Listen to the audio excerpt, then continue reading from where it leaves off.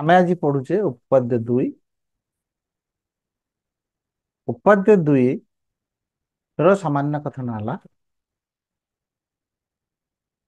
ଦୁଇଟି ସରଳ ରେଖା ପରସ୍ପରକୁ ଛେଦ କଲେ ଉତ୍ପନ୍ନ ହେଉଥିବା ପ୍ରତିବକୋଣ ମାନେ ପରସ୍ପର ସମାନ।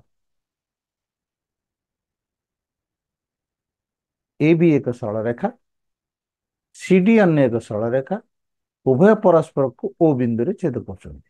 ତେଣୁ ଦତ୍ତ ଆମକୁ କଣ ମିଳିଛି?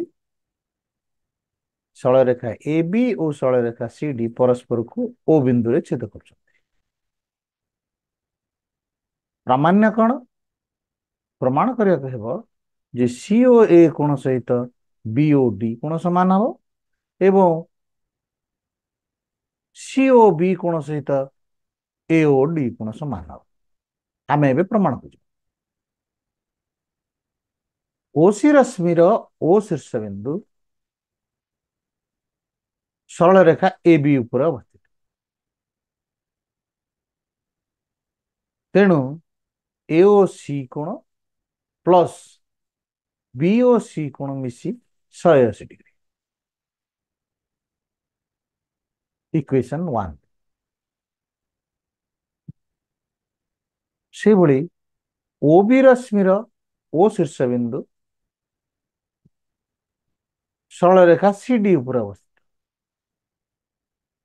ତେଣୁ ବି ଓ ସି କୋଣ ଏବଂ ବି ଓ ଡି କୋଣ ମିଶି 180 ଡିଗ୍ରୀ। ଏହା ଇକ୍ୱେସନ 2। ଏହାକୁ କେବେ ଛୋଟ କର୍ଣ୍ଣ ମାନ ପରବର୍ତ୍ତୀ ପ୍ରମାଣ ପାଇଁ ଇକ୍ୱେସନ 1 ହେଲା ଏ ଓ ସି କୋଣ ପ୍ଲସ୍ ବି ଓ ସି କୋଣ ମିଶି 180 ଡିଗ୍ରୀ।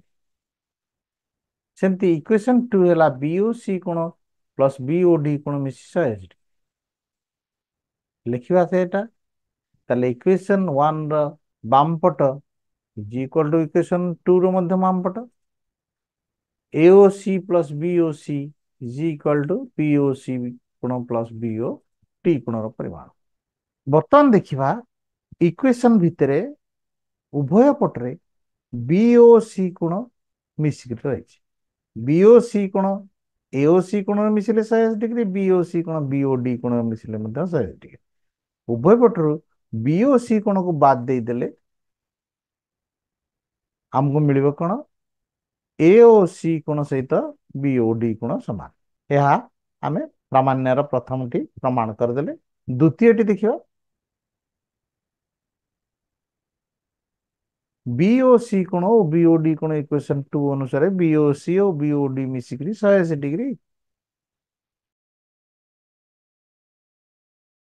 ସେକେଣ୍ଡଲି ଦେଖିବା OD ରଶ୍ମିର ଓ ଶୀର୍ଷ ବିନ୍ଦୁ ସରଳରେଖା AB ଉପରେ ଅବସ୍ଥିତ। ଯଦି OD ରଶ୍ମିର ଓ ଶୀର୍ଷ ବିନ୍ଦୁ AB ସରଳରେଖାରେ ଅବସ୍ଥିତ, ତାହା ଦୁଇଟି କୋଣ ଯୋଉ ସୃଷ୍ଟି କଲା AOD କୋଣ ପ୍ଲସ୍ BOD କୋଣ ମିଶି 180 ଡିଗ୍ରୀ। ଏହା ଇକ୍ୱେସନ 3।